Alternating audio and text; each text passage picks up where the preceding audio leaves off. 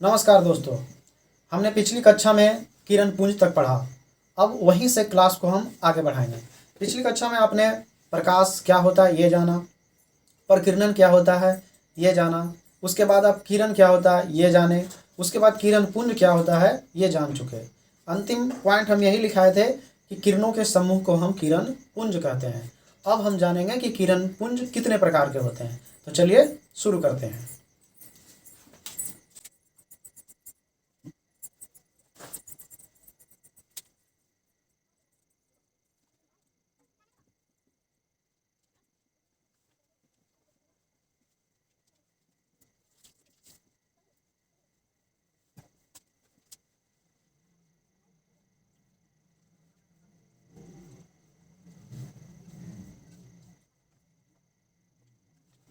ठीक है।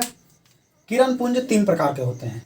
एक होता है अपसारी किरण पुंज, एक समांतर किरण पुंज और तीसरा अभिसारी किरण पुंज। अपसारी किरण पुंज में आप क्या देख रहे हैं, ये प्रकाश का स्रोत है। ये जो बिंदी आप दिख रहे हैं ये प्रकाश स्रोत है। आप देख पा रहे हैं इस प्रकाश स्रोत से बहुत सारी किरणें निकल रही है और निकल कर एक दूसरे से फैल रही है। आप देख रहे हैं फैल रही है। तो ये जो किरणें फैल रही है इस क्रिया को कहते हैं अपसारी होना। ठीक है, इस क्रिया को क्या कहते हैं, अपसारी होना। तो आप देख पा रहे हैं इसीलिए इसका नाम रखा गया अपसारी किरण पुंज। ठीक है। अब हम देखते हैं समांतर किरण पुंज। समांतर किरण पुंज में आप क्या देख पा रहे हैं कि किरणें एक दूसरे के समानांतर चल रही है, मतलब एक दूसरे से एक समान दूरी को बनाए हुए चल रही है। तो इस तरह की किरणें को कहा जाता है समांतर किरण पुंज।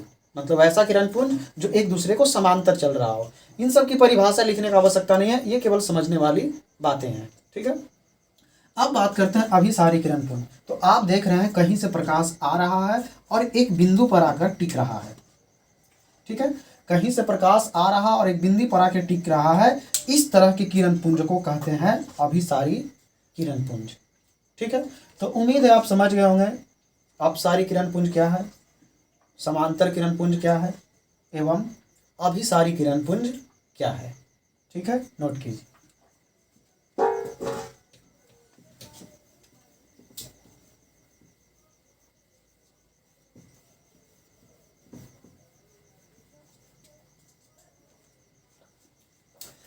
अब हम अगला पॉइंट देखेंगे, प्रकाश के अनुसार कुछ पदार्थ। तो चलिए देखते हैं।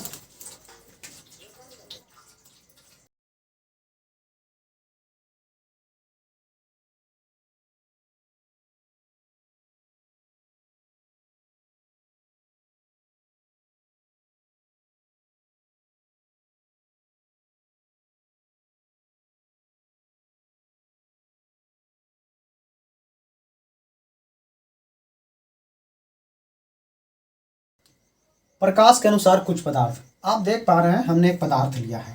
ठीक, ये पदार्थ हमने लिया और इस पदार्थ से हमने प्रकाश की किरणें गुजारे।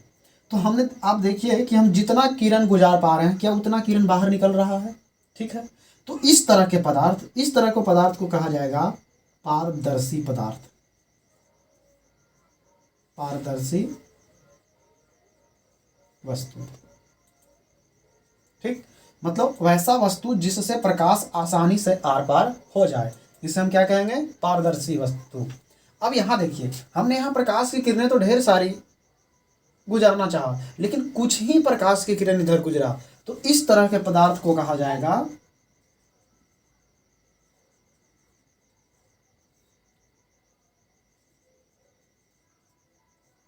पारभासी वस्तु।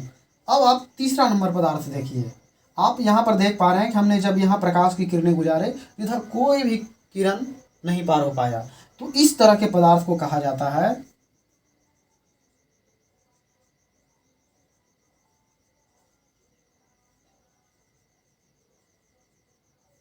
अपारदर्शी वस्तु। ठीक है।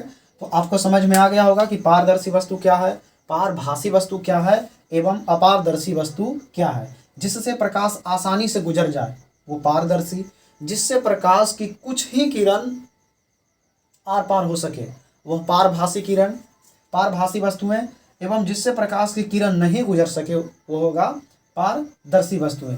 अगर हम इसके एग्जाम्पल की बात करें तो इसमें आ जाएगा शीशा। ठीक है। अगर पारभासी की बात करें तो प्लास्टिक, तेल लगा कागज,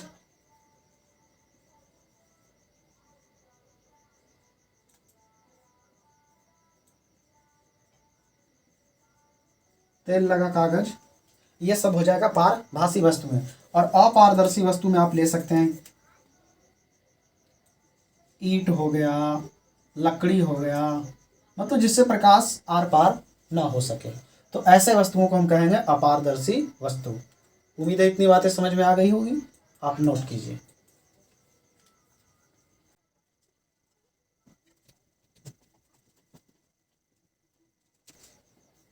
अभी तक आप जितने भी बातें पढ़े वे इस चैप्टर का पार्ट नहीं था एक तरह से, क्योंकि हमारा चैप्टर का नाम है प्रकाश का परावर्तन एवं अपवर्तन।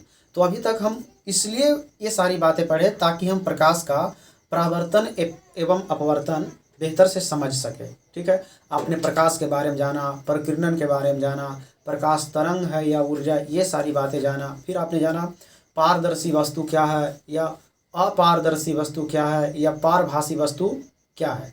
आपने किरण पुंजों के बारे में पढ़ा। इतनी सारी जानकारियां हम केवल इसलिए पढ़े ताकि हम बेहतर तरीका से प्रकाश का परावर्तन एवं अपवर्तन समझ सके। ठीक है, अब अपना मेन हेडिंग होगा प्रकाश का परावर्तन। तो चलिए शुरू करते हैं।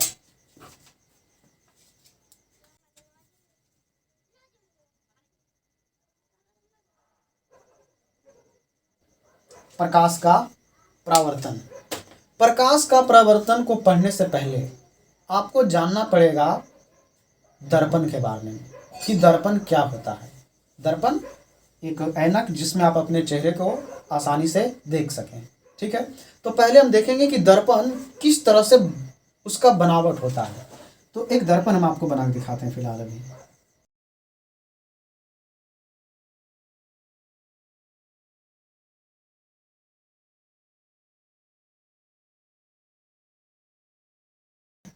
ये 3D हम आकृति नहीं बना पा रहे हैं।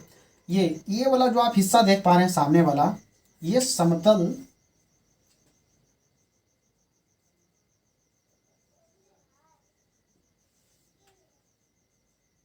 ये समतल सतह है, मतलब आईना का ये वो वाला हिस्सा है जहां पर आप अपना चेहरा को देखते हैं। ठीक है, हम आईना का एक छोटा सा ये मोटाई दिखाए हैं। ठीक है, ये वाला भाग कलई किया होता है, मतलब रंगा हुआ रहता है। हम इसे कह सकते हैं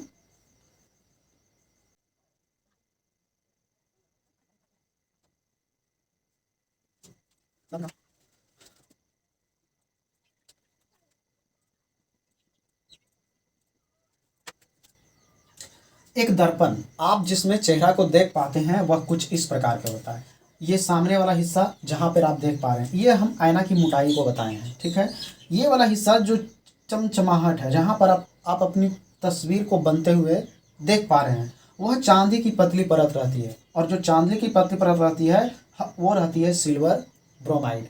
ठीक है, कभी कभी ये भी सवाल बनता है कि दर्पण बनाने में किसका प्रयोग किया जाता है, वह चमकीला भाग का नाम बताइए, तो आप बताएंगे सिल्वर ब्रोमाइड। ठीक है, अब पीछे पेंट किया हो रहता है आईना का लाल पेंट से, वो किस लिए, सुरक्षात्मक परत रहता है वो। ठीक है, तो आप एक समतल, मतलब एक समतल जगह का चित्र कैसा हो सकता है जहाँ पर तस्वीर बन पाए, वो कुछ ऐसा होता है।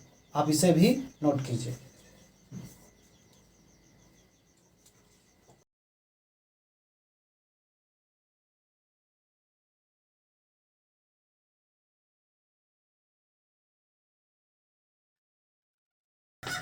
एक कोई समतल सतह है। एक बात और ध्यान दीजिए, ये वाला जो ऐसे ऐसे करके हम रंगे हैं, तो अभी हम आपको बताए थे ना लाल पेंट का सुरक्षात्मक परत, ये वही चीज़ है।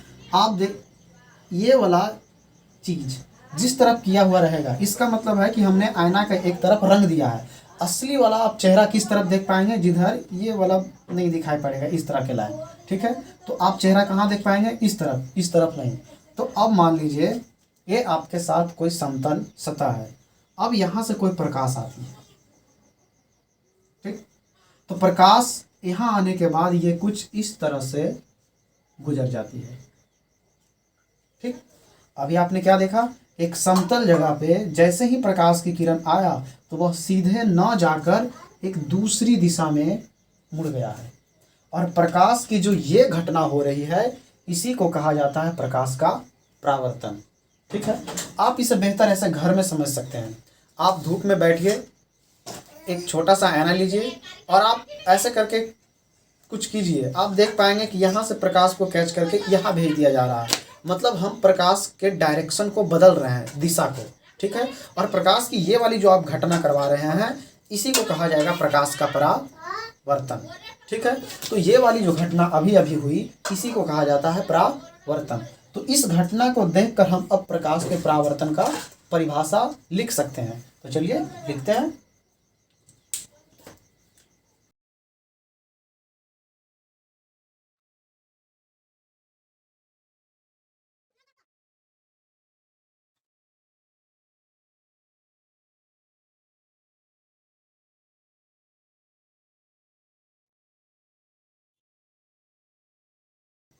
ठीक है, परिभाषा क्या बनेगा? जब प्रकाश की किरण समतल सतह से टकराती है, टकरा गई, तो वह दूसरी दिशा में मुड़ जाती है। अभी इसका डायरेक्शन ये वाला था, इसकी दिशा भी ये वाला था, लेकिन ये दिशा बदल दिया। ठीक है, तो वह दूसरी दिशा में मुड़ जाती है। प्रकाश के इसी घटना को हम क्या कहते हैं? प्रकाश का परावर्तन। ठीक है, आपको इतनी बातें समझ में आ गई कि प्रकाश का परावर्तन क्या होता है। अब हम आगे बढ़ते हैं।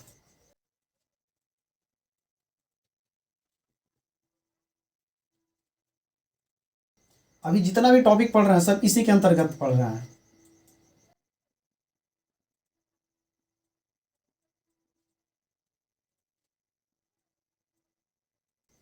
प्रकाश के परावर्तन के नियम देखते हैं।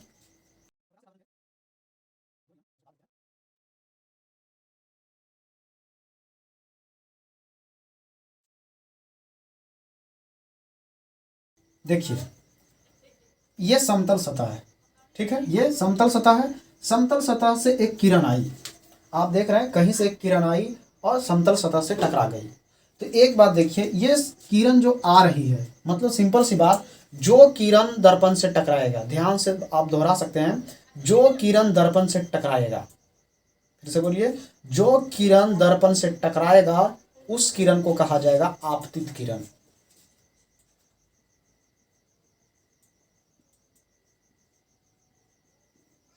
ठीक है, इसकी परिभाषा लिखने की आवश्यकता नहीं है। ठीक है, इसलिए आप ध्यान से यहीं पर समझ जाइए।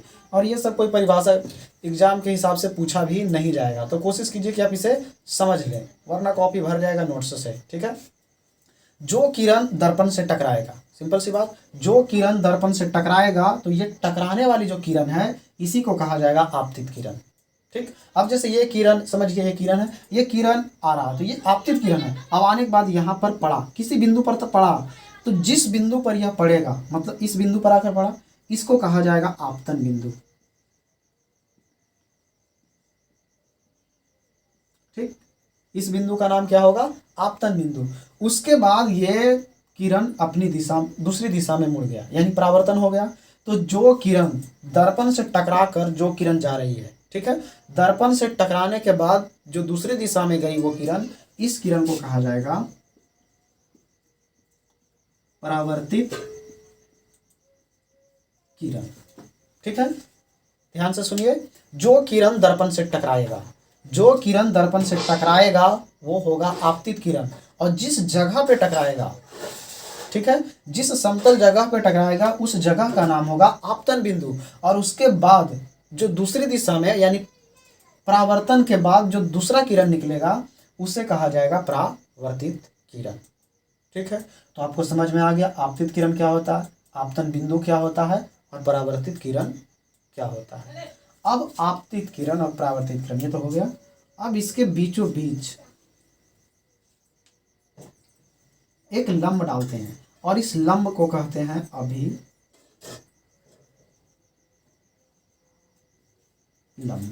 ठीक है, ये अभिलंब किसके किसके बीच होता है? ये अभिलंब समतल के सतह के अनुसार नहीं होता, ये अभिलंब होता है आपतित किरण और परावर्तित किरण के बीचों बीच। आप ऐसा नहीं कहेंगे कि ये जो 90 डिग्री का कोण बन रहा है वो किसकी वजह से बन रहा है? इस जगह की वजह से ऐसा कुछ नहीं होता है। हाँ, वो अलग बात है कि अभिलंब है तो 90 डिग्री कोण बनाता है, लेकिन जब हम देखेंगे परावर्तन दो तरह से होते हैं, एक एक नियमित परावर्तन और एक अनियमित परावर्तन। तो नियमित परावर्तन में तो ये सारी क्रिया अपने को देखने को मिलेगा ही, लेकिन अनियमित परावर्तन में ये सारी घटना हमें देखने को नहीं मिलेगा। तो ये अभिलंब जो है वो किसके किसके बीचों बीच होता है, तो आपतित किरण और परावर्तित किरण के ठीक बीचों बीच होता है। ठीक, ये होता है अभिलंब। अब ये अभिलंब और आपतित किरण के बीच कुछ कोण बन रहा है, इसका नाम है आई। ठीक है, और अभिलंब और परावर्तित किरण के बीच भी कुछ कोण बन रहा है, इसका नाम रख देते हैं आर। लेकिन अब आई और आर को केवल यूं लिख देना ठीक नहीं होगा। आई को कहेंगे हम आपतन कोण, क्योंकि यह आपतित किरण के सहारे कोण बन रहा है, इसलिए इसका नाम रखा गया आपतन कोण। और ये वाला कोण परावर्तित किरण के सहायता से बन रहा है, तो आर को कहेंगे परावर्तन कोण। ठीक है, तो इतनी बातें आपको समझ में आ गई कि आपतित किरण क्या होता है, आपतन बिंदु क्या होता है, परावर्तित किरण क्या होता है, ये आई क्या है, आपतन कोण। आपतन कोण का अगर कोई परिभाषा आपसे पूछ ले तो आप ऐसे बताएंगे, आपतित किरण और अभिलंब के बीच जो कोण है वो आपतन कोण है। परावर्तन कोण, जो परावर्तित किरण और अभिलंब के बीच जो कोण बन रहा, परावर्तन का कोण।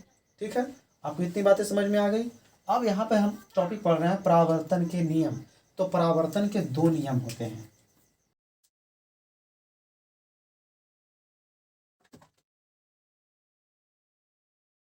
परावर्तन के दो नियम होते हैं।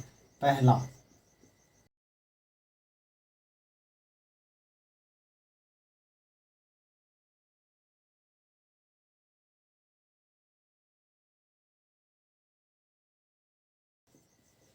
ठीक है, परावर्तन का पहला नियम होता है आपतन कोण और परावर्तन कोण का मान हमेशा बराबर होगा। अगर ये 30 डिग्री है तो ये भी 30 डिग्री होगा।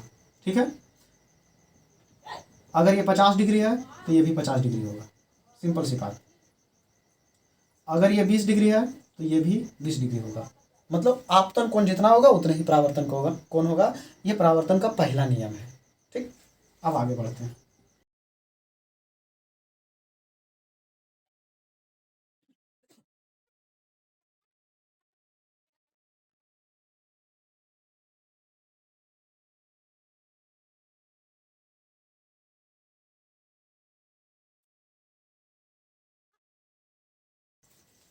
ठीक है, आपतित किरण परावर्तित किरण तथा आपतन बिंदु पर डाला गया अभिलंब तीनों एक ही समतल के एक ही बिंदु पर होते हैं। यह परावर्तन का दूसरा नियम है। आसानी से याद हो जाएगा। आपतित किरण, परावर्तित किरण तथा आपतन बिंदु पर डाला गया अभिलंब तीनों एक ही समतल के एक ही बिंदु पे होते हैं। यह परावर्तन का दूसरा नियम है। ठीक है, आपको इतनी बातें समझ में आ गई होगी, नोट कर सकते हैं।